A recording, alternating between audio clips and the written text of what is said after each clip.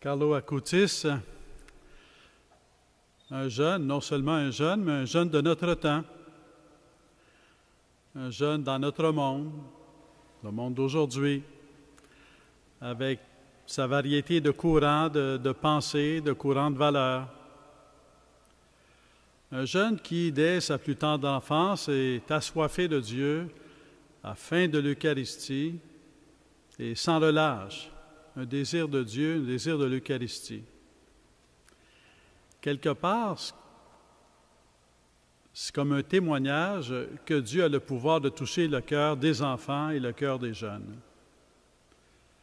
Parce que ce n'est pas son environnement immédiat ou social qui l'a amené à ça. C'est Dieu lui-même qui l'a attiré. Dieu a le pouvoir de toucher le cœur des enfants et le cœur des jeunes. Il arrive parfois que les parents expriment leurs inquiétudes par rapport à l'éducation de leur enfant. Dans la famille, ils transmettent des valeurs à leur enfant, mais ils sont très conscients de tout ce qui peut avoir lieu dans la société et parfois, c'est des valeurs qui correspondent aux valeurs qu'ils veulent transmettre, puis parfois, c'est autre chose. Et il arrive des fois que les parents sont inquiets. Quelle influence le monde va-t-il avoir sur mon enfant? Alors que je veux lui transmettre ces valeurs. Et c'est une question importante parce que les parents sont les premiers responsables de l'éducation de leurs enfants.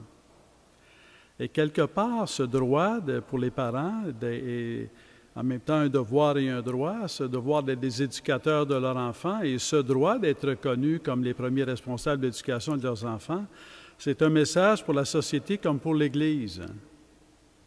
Les parents sont les premiers responsables de l'éducation de leurs enfants et il faut toujours passer par les parents, s'adresser aux parents, respecter les parents, respecter les demandes des parents, respecter le cheminement des parents.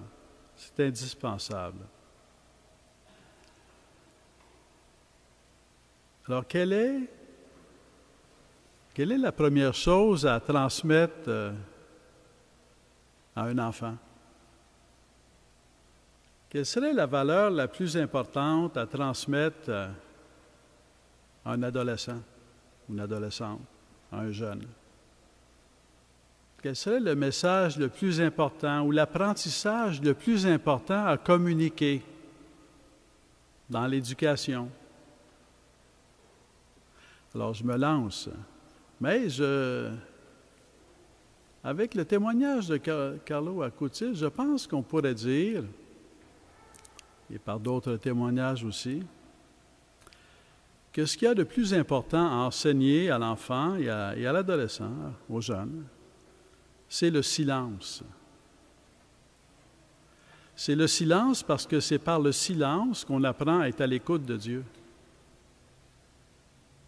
Et que si on apprend le silence, si on enseigne dans le silence, à ce moment-là, on fait de Dieu un allié de l'éducation de l'enfant, du jeune, de l'adolescent ou de l'adolescente.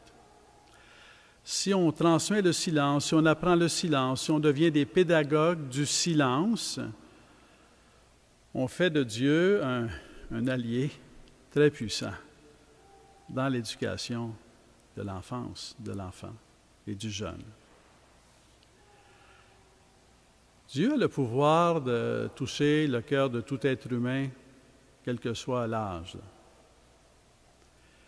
Mais quelque part, Dieu ne suit pas tout à fait les méthodes du monde moderne pour se faire entendre. Dans le monde moderne, se faire entendre, ça veut souvent dire, pas toujours, mais ça veut quand même souvent dire parler plus fort que les autres.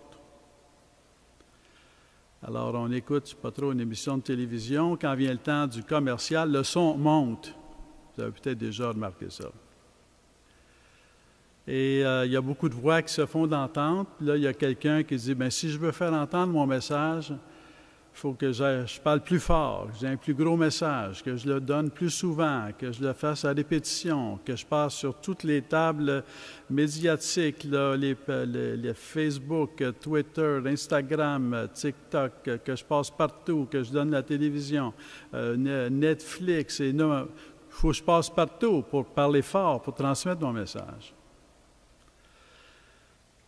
Si Dieu voulait parler fort, quand il veut parler fort, il pourrait parler plus fort que tout le monde, là. Mais ce n'est pas le chemin qu'il suit. Le chemin qu'il suit, c'est d'être celui de parler le moins fort. C'est celui qui parle le moins fort. C'est celui qui parle tout bas. Il parle tout bas parce que finalement, il n'est pas là pour nous écraser avec sa parole, il est là pour nous sauver avec sa parole, pour nous éclairer avec sa parole. Il est là pour nous nourrir avec son corps livré. Ceci est mon corps, livré pour vous. Et dans ce sens-là, ce que ça demande de notre part, c'est plus une question de désir. Est-ce que je désire entendre la parole de Dieu? Est-ce que je désire faire de Dieu un allié dans l'éducation de mes enfants ou de mes jeunes? Est-ce que je désire entendre Dieu? Et le désir de la parole de Dieu, le désir de rencontrer le Christ, le désir de recevoir la nourriture qui vient du Seigneur, nous conduit à apprendre le silence. Parce que c'est dans le silence qu'on entend la parole de Dieu. C'est dans le silence qu'on ouvre notre cœur à la présence du Christ. Carlo Acutis a appris le silence. L'Esprit Saint lui a enseigné le silence. Il était conduit au silence. Et je le dirais, il devient pour nous comme un maître du silence, comme un témoin du côté indispensable du silence. Parce que quand on fait silence et qu'on ouvre notre cœur à Dieu, je dirais, on est lancé dans la vie avec Dieu. On n'est plus laissé à nos seules forces. Les parents ne sont plus laissés à leur seule force. On est avec Dieu. Par le silence, Dieu devient un partenaire de notre vie, pour utiliser cette expression. Il est un partenaire de l'éducation. Il est un partenaire qui vient à nous et qui parle tout bas et qu'on ne peut entendre qu'en faisant silence. Après cette messe, nous allons présenter une relique de Carlo Acutis. Lorsque j'étais à Rome à la fin du mois de février, j'ai envoyé une délégation, pour ainsi dire, à Assise. Ils allaient déjà à Assise, mais je leur ai donné une mission en allant à Assise. J'ai dit, pouvez-vous aller frapper à la porte, parce que la dépouille de Carlo Acutis était à Assise, le même endroit où est Saint François d'Assise. Alors, ils sont allés frapper à la porte et du couvent, là, puis ils nous ont remis une relique de Carlo Acutis. Alors, j'avais écrit une lettre là, demandant une relique pour la cathédrale. Alors, cette relique, une équipe ici a préparé un reliquaire. Et donc, je vous invite, après la messe, à prendre le temps de venir vénérer la relique, simplement en vous inclinant.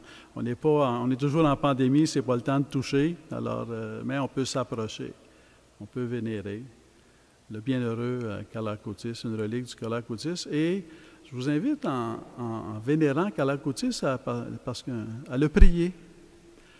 Priez pour les enfants qui font partie de votre vie. Priez pour les jeunes qui font partie de votre vie. Pour qu'ils découvrent que la grâce de Dieu, elle est aussi pour eux. Elle est aussi pour eux. Que la présence de Dieu, elle est aussi pour eux. Et je dirais peut-être de prier pour que Dieu vienne au secours de la foi des adultes. Pour qu'on ne cesse pas de croire que Dieu a le pouvoir d'agir dans les cœurs et dans les cœurs des jeunes et des enfants.